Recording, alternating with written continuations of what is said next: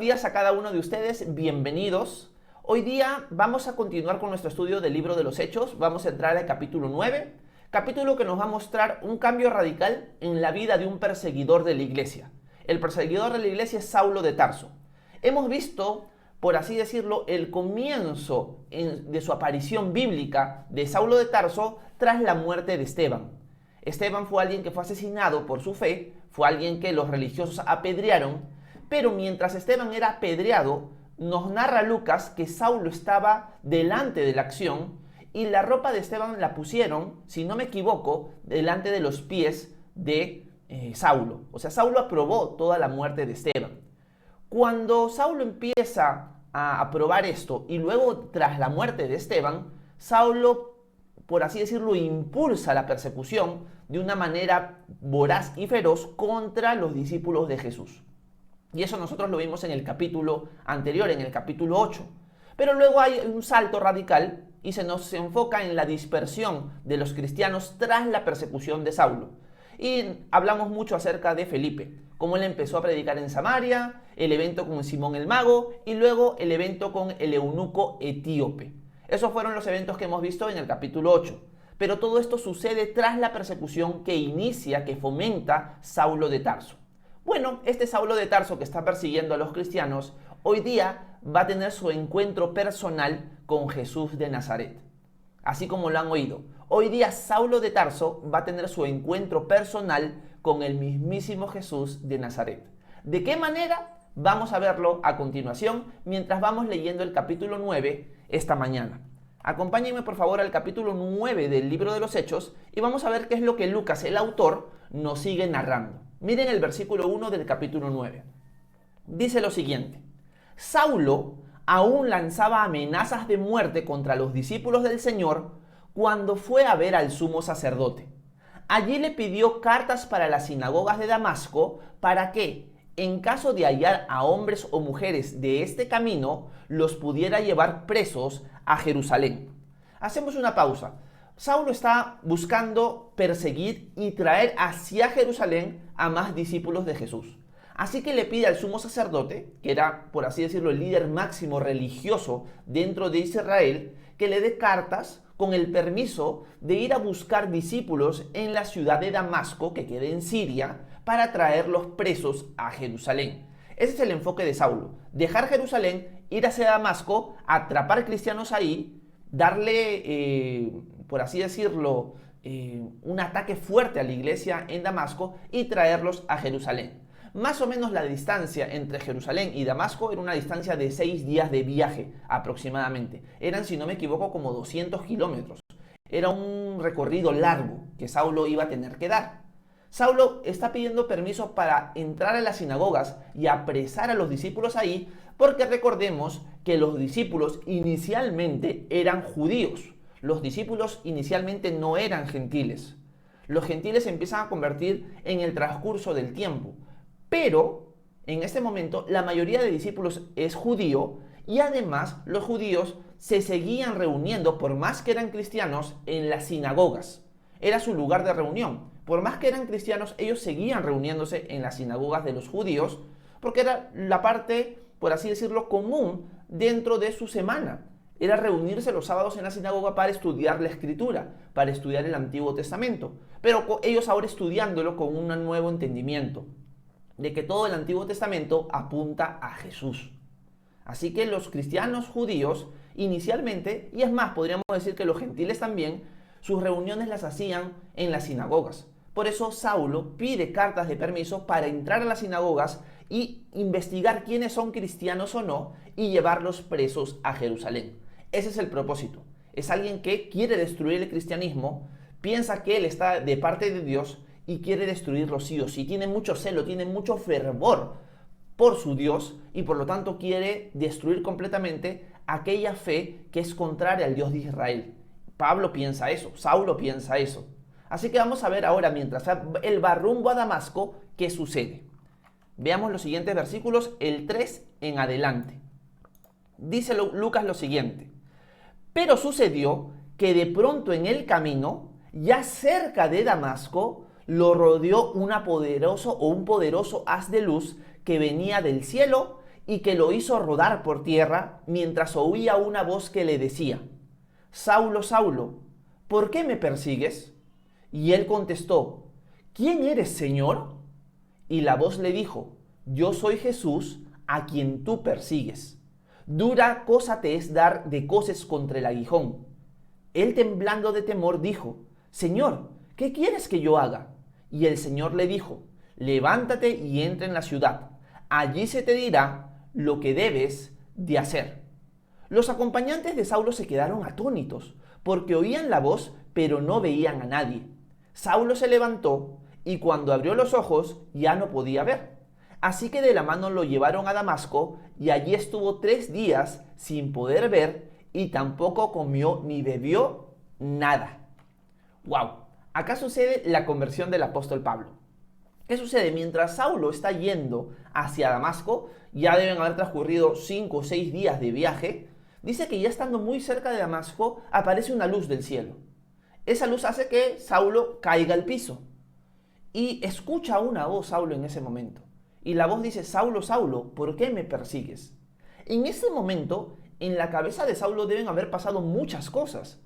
Porque Saulo le pregunta: ¿quién eres, Señor? O sea, reconoce que es el Señor, reconoce que es Dios. Pero ¿por qué le pregunta quién eres? Obviamente es Dios. ¿Por qué Saulo le pregunta quién eres? Esa pregunta es muy importante de entender en la mente de Saulo.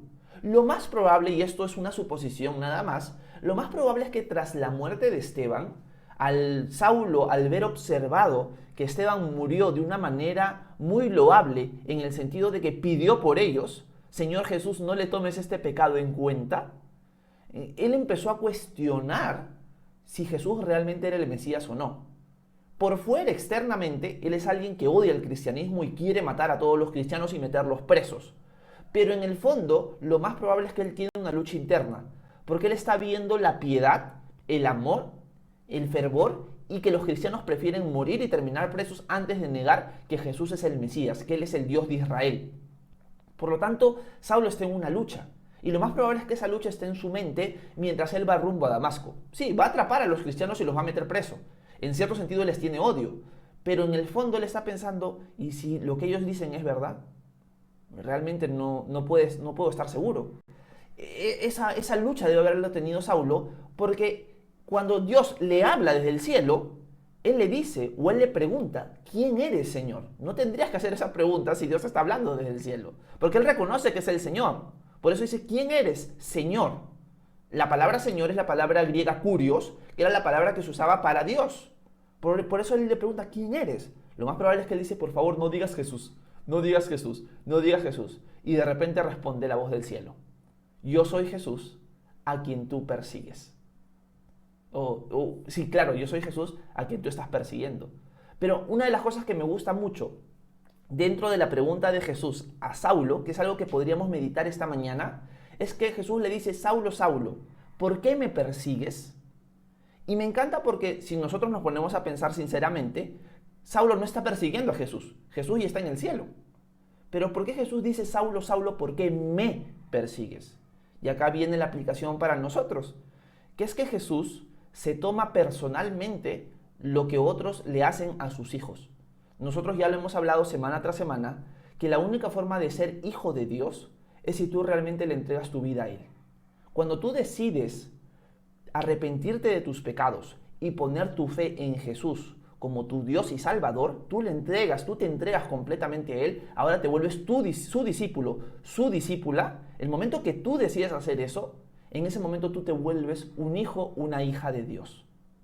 El apóstol Juan, cuando escribe su evangelio, dice: mas a todos los que le recibieron, a los que creen en su nombre, les dio la potestad de ser hechos hijos de Dios. Por lo tanto, si tú has creído en Jesús el día de hoy, si tú eres alguien que ya has decidido seguir a Jesús, tú eres un hijo, tú eres una hija de Dios. Y por lo tanto, ahora tienes al mejor papá del mundo. Eso significa que cuando alguien busque hacerte daño o te persiga, en verdad está persiguiéndolo a Él. Y por eso Jesús dice: Saulo, Saulo, ¿por qué me persigues? Cuando tú te metes con tus hijos, con mis hijos, te estás metiendo conmigo. Esa lección me encanta a mí, porque nos muestra el amor de Dios. Nos muestra que Dios nos ama así de profundo. Dios nos ve así de personal y de íntimo a nosotros en nuestra relación con Él. Somos su familia. Ahora somos su familia. Ahora somos su pueblo. Y el Señor no nos deja desamparados. Y el Señor ve las cosas que sufrimos, las cosas que gozamos. Y el Señor es nuestro protector. El Señor es nuestra torre fuerte donde nos podemos refugiar y donde podemos hallar refugio. Esa es la idea. Y por eso me encanta leer esa pregunta. Saulo, Saulo, ¿por qué me persigues? Saulo le pregunta quién eres, Señor, y él dice, yo soy Jesús, a quien tú persigues. Yo soy Jesús. Me encanta porque también Lucas, al contar esta historia, reafirma la divinidad de Jesús. Saulo entiende que el que le está hablando desde el cielo es Dios, pero cuando él pregunta quién eres, responde Jesús. Por lo tanto, sabemos que Jesús es Dios. Jesús no es el Padre, pero Él es Dios. Y eso es lo que la Escritura enseña, de que Dios es uno, pero son tres personas de ese único Dios, Padre, Hijo y Espíritu Santo. Y acá en este caso está hablando Jesús con él. Luego, Saulo le hace una pregunta muy importante a Jesús. La pregunta es la siguiente: ¿qué quieres tú que yo haga? Señor, ¿qué quieres que haga? Ya metí la pata, ya me di cuenta que he estado persiguiéndote a ti, en buena cuenta. Tú eres el Mesías. Yo me equivoqué. Yo no reconocí cuando tú estuviste aquí en la tierra que tú fuiste el Mesías y que tú eres el Mesías y que habías venido a morir por nosotros. ¿Qué quieres que haga ahora, Señor? Y Jesús le dice, bueno, entra a la ciudad de Damasco, que ahí se te va a tener que decir lo que tienes que hacer. La gente que está alrededor, porque Saulo no está yendo solo a atrapar a los cristianos en Damasco, en cierto sentido no ve nada, solamente escucha algo. Y cuando Jesús desaparece, por así decirlo, la visión que tiene Saulo desaparece, Saulo queda ciego. Saulo no puede ver, así que lo tienen que ayudar para entrar a la ciudad de Damasco y él se queda sin comer ni beber nada durante 3 días dentro de la ciudad. Eso es lo que nos muestra el texto. Pero la pregunta de Saulo también es muy importante para nosotros, porque Saulo ya entendió que Jesús es el Dios de Israel, que Jesús es el Mesías. Pero ahora lo que viene después del entendimiento de él es una pregunta fundamental para cada uno de nosotros, que es la pregunta que debería nacer luego de que hemos decidido seguir a Jesús. Y la pregunta es la siguiente: ¿qué quieres que haga, Señor? Esa pregunta debería ser parte de nuestras oraciones constantemente. Si Jesús es nuestro Señor, es nuestro Salvador, es nuestro Dios, lo que nosotros debemos preguntarle constantemente es lo siguiente: ¿qué quieres que haga, Señor? Muchas veces nosotros queremos que Jesús sí sea nuestro Dios, pero nosotros hacer nuestra propia voluntad. Nosotros dirigir el barco, por así decirlo. Nosotros ser los capitanes de nuestra vida. Y no es así. Cuando tú decides seguir a Jesús, Él se vuelve el capitán de tu vida. Él se vuelve el líder de la tripulación. Él es el que guía tu barco.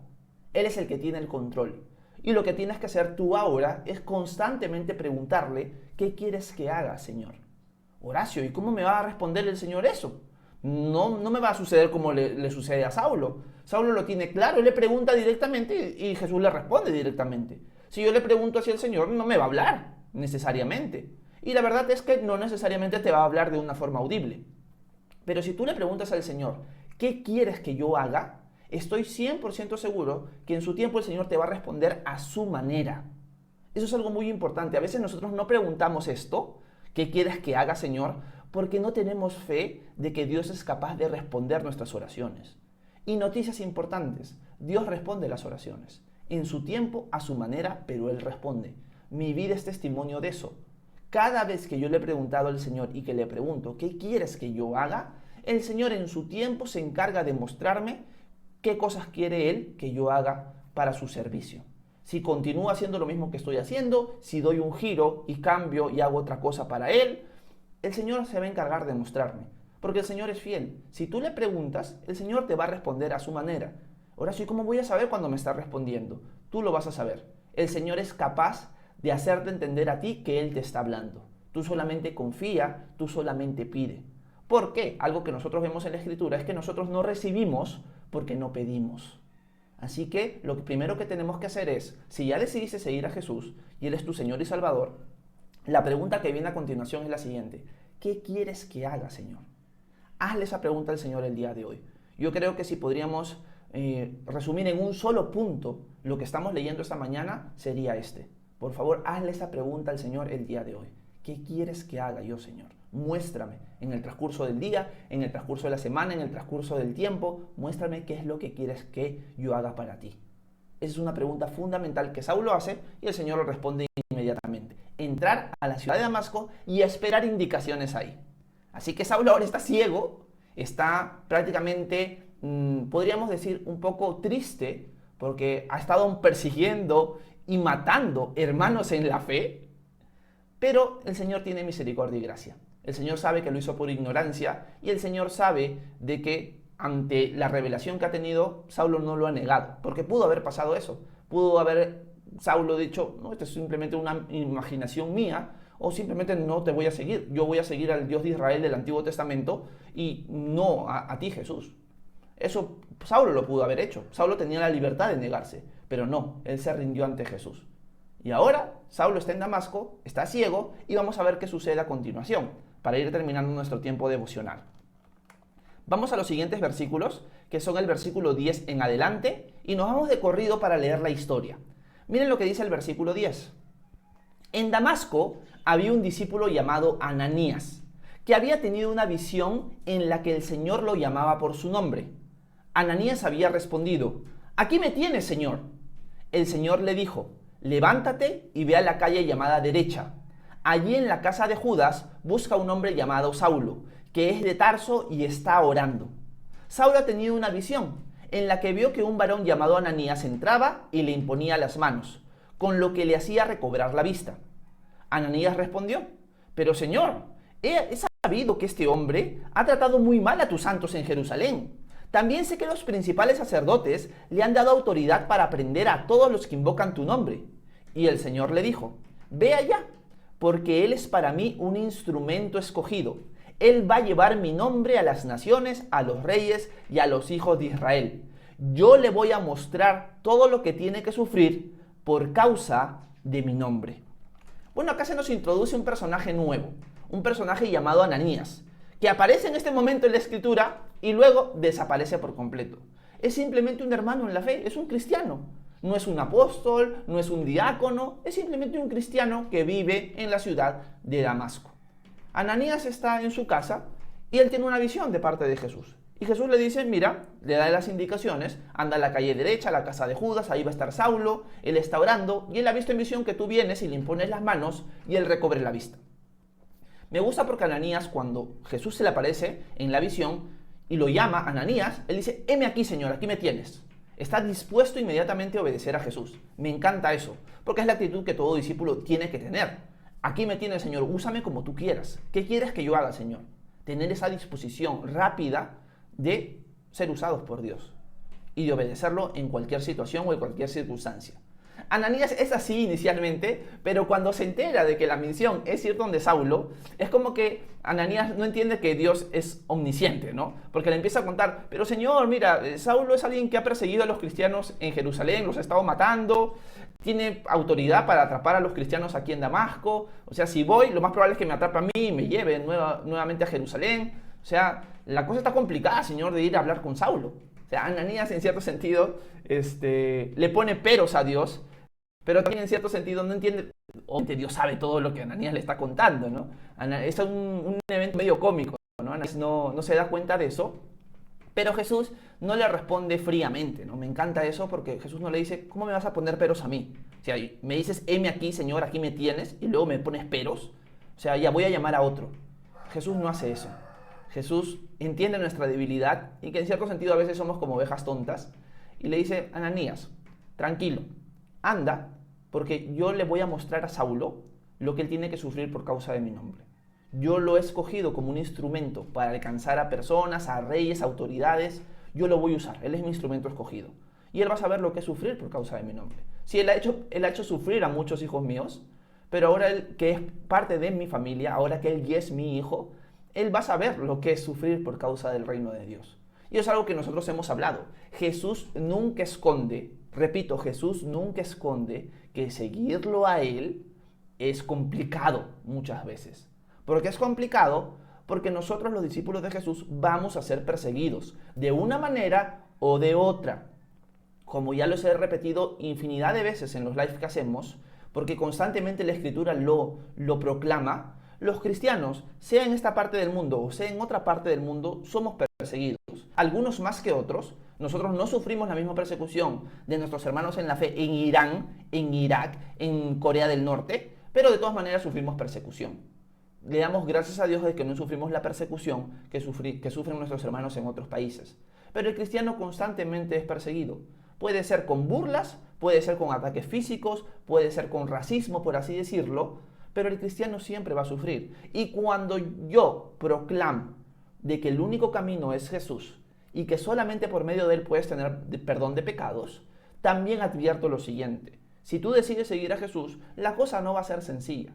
Sí, no hay nada mejor que seguir a Jesús. Vas a tener vida eterna, vas a tener perdón de pecados, vas a pasar la eternidad con Él y con todos aquellos que hemos creído en Él. Pero eso no significa que en este mundo no vas a pasar tribulación. Porque el Señor permite la tribulación en tu vida en este mundo. ¿Por qué la permite? Para tu bien. Es parte de seguir a Cristo. ¿Y por qué la permite? Para mi bien.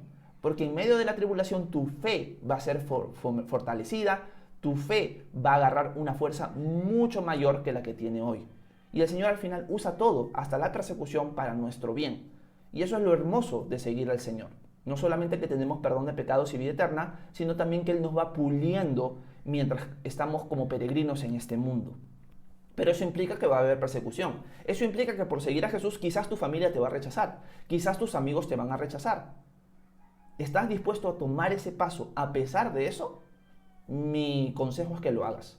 Porque no hay nada mejor. A pesar de las persecuciones, a pesar de las burlas, a pesar de todo eso, no hay nada mejor que seguir a Jesús. La eternidad depende de eso. Tu eternidad depende de eso. Pero no quiero esconder, al igual que Jesús no esconde, de que seguirlo a Él implica sufrimiento, implica persecución. Y Saulo lo va a experimentar muy bien en el transcurso de los siguientes capítulos. Y eso lo vamos a ir leyendo semana tras semana. Así que aclaro eso esta mañana porque Jesús lo aclaró, o se lo aclaró a Ananías. Terminemos leyendo la visita de Ananías a Saulo, porque ya, como siempre, me pasé del tiempo, y vamos a acabar leyendo los versículos 17 hasta el final, y con eso acabamos. Versículo 17 nos dice lo siguiente: Ananías fue, y una vez dentro de la casa, le impuso las manos y le dijo: Hermano Saulo, el Señor Jesús, que se te apareció en el camino por donde venías, me ha enviado para que recobres la vista y seas lleno del Espíritu Santo.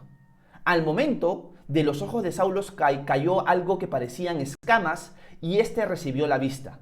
Luego que se levantó, fue bautizado. Y después de comer, recobró las fuerzas, y durante algunos días se quedó con los discípulos que estaban en Damasco.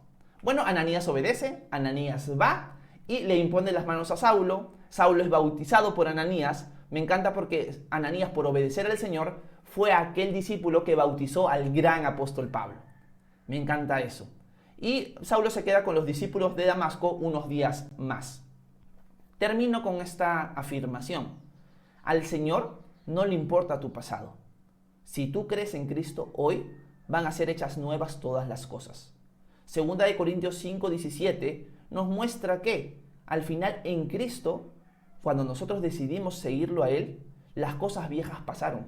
Todas son hechas nuevas. Por lo tanto, es un nuevo comienzo. Un nuevo comienzo ahora siendo hijo, siendo hija de Dios. No importa tu pasado. Saulo persiguió cristianos, Saulo mató cristianos.